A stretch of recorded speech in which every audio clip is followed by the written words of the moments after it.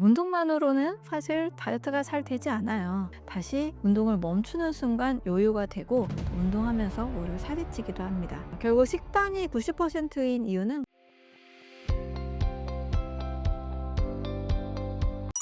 스트레스가 줄어야 지방도 줄어드는 이유는 무엇인가요?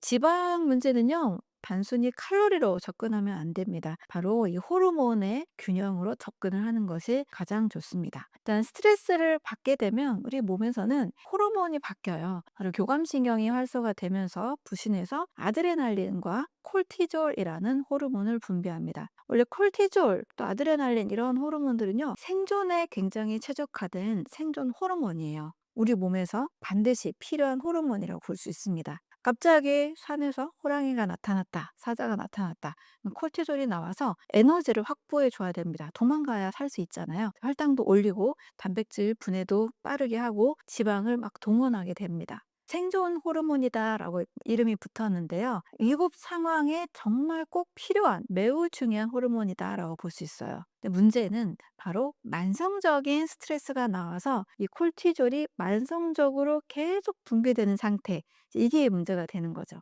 그러니까 혈당 올린다 그랬잖아요. 혈당을 지속적으로 올리면서 인슐린 저항성이 생기고 지방이 쌓이기 시작합니다. 이 인슐린 저항성이 생기니까 혈당이 에너지로 쓰이지 못하겠죠. 지방으로 차곡차곡 쌓이게 됩니다. 그리고 몸에서는 지방이 잘 안 빠지게 되죠. 콜티졸이 계속 높은 상태다? 그럼 지방이 잘 안 빠집니다. 지방 분해 신호는 자꾸 보내주지만 동시에 이 저장하는 신호도 같이 보내주는 거죠. 그래서 지방이 잘 태워지지가 않습니다. 또 우리가 정말 소중하게 생각하는 근육 있죠? 이 근육이 빠지고 신진대사, 기초대사량이 또 줄어들게 됩니다. 근육이 줄고 기초대사량이 줄어든다. 그러면 몸은 어떻게 되죠? 더 살이 찌는 구조가 되는 거죠. 특히 이 만성적으로 콜티졸이 많이 분비가 되면 특히 여성들에게 있어서 또 몸에 큰 변화가 오게 됩니다. 호르몬 균형이 깨지게 되죠. 그러면 이제 생리불순이나 무기력감, 우울감, 심리적인 변화까지도 계속 올 수가 있습니다. 그래서 단순히 이 체중으로만 접근할 게 아니고요. 몸 전체의 신진대사에 여러 가지 문제를 줄 수 있기 때문에 이 스트레스 관리가 매우 중요하다고 볼 수 있습니다.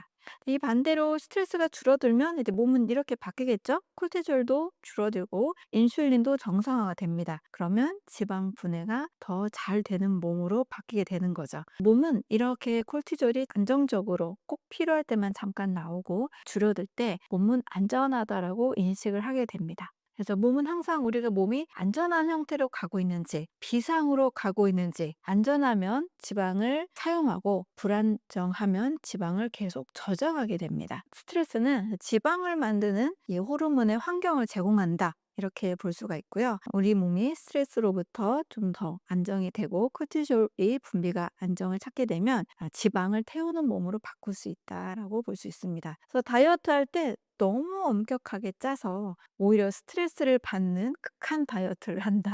결코 좋다고 볼 수 없습니다. 일시적으로 살을 뺐다 하더라도 지속하기가 굉장히 어려워요. 그래서 스트레스를 항상 관리하면서 즐겁게 지속 가능한 다이어트를 하셨으면 좋겠습니다. 열심히 운동했는데 살이 더 찌는 이유는 무엇인가요? 운동할 때 이 살이 더 찌는 이유는 첫 번째로 이 보상 심리가 더 커지게 돼요. 이제 운동을 하면 우리 몸은 에너지를 막 사용했잖아요. 많이 쓰다 보니까 이제 그중에 또 글리코겐이 감소하게 되는데요. 이 글리코겐이 줄어들게 되면 우리 몸은 단 음식을 먹자, 탄수화물을 먹자라는 몸으로 또 바뀌게 됩니다. 탄수화물을 먹어야만 또 글리코겐이 저장이 되니까 단 음식을 또 먹게 되고 또 탄수화물 밥빵 면떡 이런 것들을 많이 먹게 되고 빵과자를 또 먹고 싶은 몸으로 바뀌게 되는 거죠. 또 이것은 과식으로 또 이어질 수가 있습니다. 그리고 운동을 또 강하게 하게 되면 스트레스 호르몬이 증가하게 돼요. 강한 운동은 스트레스 호르몬인 콜티졸을 더 증가시키는 몸으로 바꿉니다. 아까 콜티졸은 지방을 분해하는 게 아니라 또 오히려 지방을 저장하는 몸의 환경으로 바꾼다 그랬잖아요. 오히려 몸은 더 살찌는 몸으로 가게 됩니다. 네, 세 번째는 염증이 늘어나게 돼요. 운동을 과도하게 되면 사실 몸 여기저기에서 미세한 염증들이 생깁니다. 그 이유는 평상시보다 활성산소를 더 많이 사용하기 때문이에요. 활성산소는 잘 중화되지 않으면 우리 몸에서 여기저기 세포들을 공격하고 또 염증을 만들어냅니다. 이렇게 염증이 많은 몸이 된다라는 것은 바로 살이 잘 안 빠지는 몸으로 간다라고 일치시키면 됩니다. 그래서 운동을 했는데 오히려 더 붓는다, 더 찐다, 몸이 더 무겁다 이런 느낌이 생기는 것은 바로 이런 이유들 때문입니다. 그래서 운동은 나에게 맞게 적당히 하면서 서서히 늘려가고 반드시 식단과 병행할 필요가 있습니다. 다이어트는 결국 식단이 전부인 건가요? 네. 운동만으로는 사실 다이어트가 잘 되지 않아요. 다시 운동을 멈추는 순간 요요가 되고 또 운동하면서 오히려 살이 찌기도 합니다. 결국 식단이 90%인 이유는 바로 호르몬을 결정하는 것은 음식이기 때문이에요. 우리가 식욕에 관련된 호르몬 렙틴과 그렐린이 있죠. 인슐린이라는 이 혈당 조절 호르몬, 지방 증가 호르몬이 있습니다.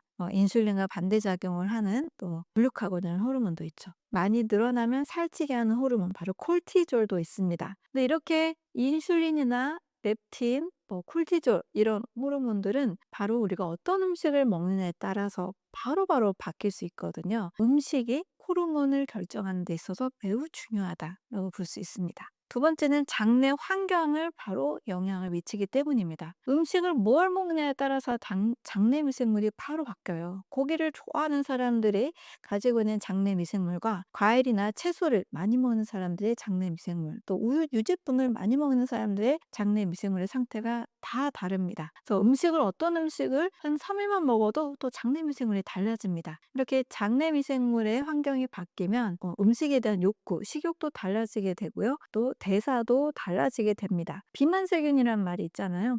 가공식품이나 또는 지나친 육식을 많이 하게 되면서 장내 환경이 비만세균이 증가하는 몸으로 바뀐 분들이 있습니다. 이것을 동일하게 비만세균이 있는 이 상태를 동물 실험으로 나타냈을 때 좋은 음식을 먹어도 비만세균을 가지고 있는 상태에서는 계속 살이 찌고 또 비만세균이 없는 이 환경에서는 잠깐 나쁜 음식을 먹어도 살이 안 찌는 몸으로 바뀌게 됩니다. 그래서 장내 미생물을 최대한 좋은 환경으로 바꿔야만 우리가 식욕 조절이나 또 몸에 이제 지방을 태우는 이런 신진대사가 활발하게 됩니다. 세 번째는 염증 수준이 달라지게 돼요. 다이어트를 할 때 너무 탄단지만 너무 중요하게 생각해서 이 탄단지를 가공식품의 형태로 드시는 분들이 또 의외로 또 계시더라고요. 그 비율만 막 따지니까. 하지만 가공식이냐 자연식이냐는 반드시 구분을 해야 됩니다. 특히 이제 잘못된 음식, 많은 가공식품을 통해서 우리 몸은 만성염증을 많이 일으키고 이 만성염증 때문에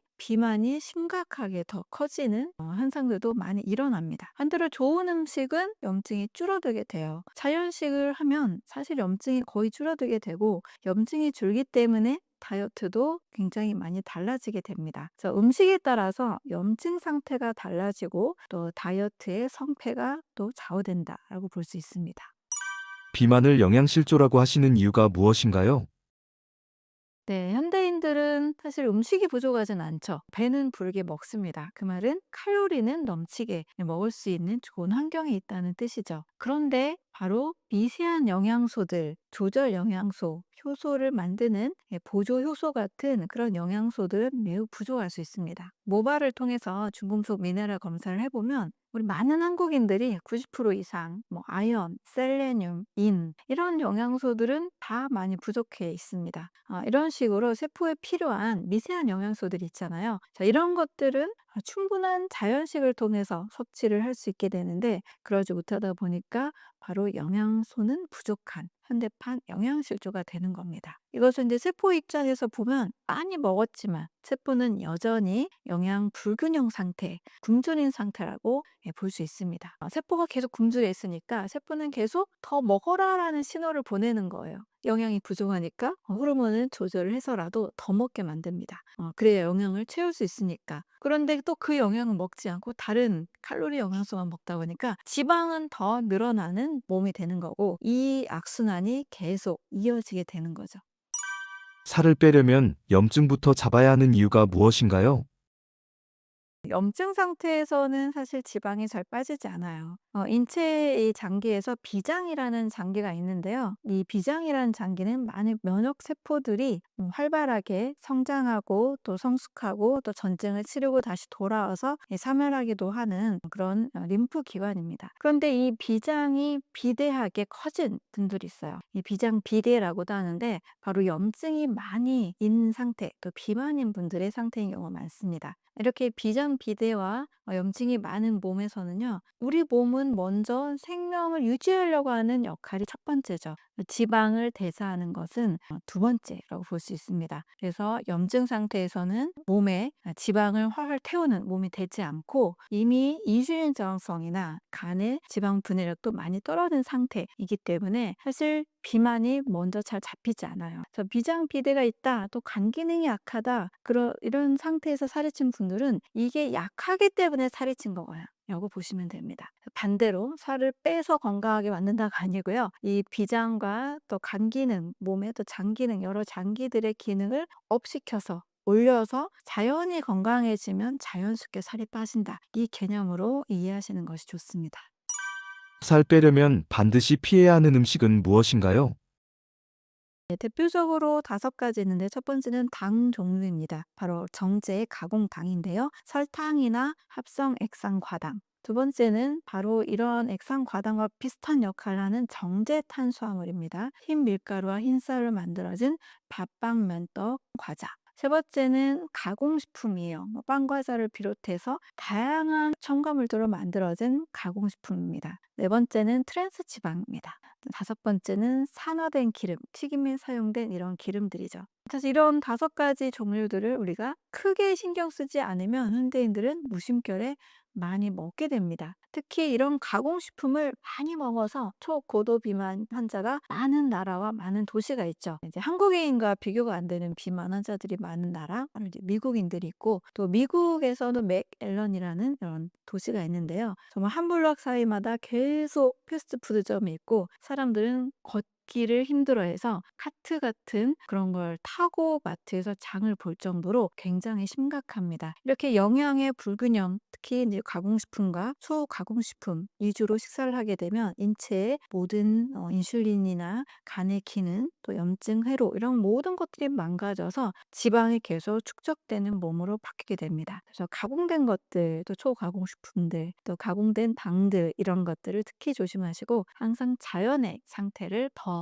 사랑하시면 되겠습니다.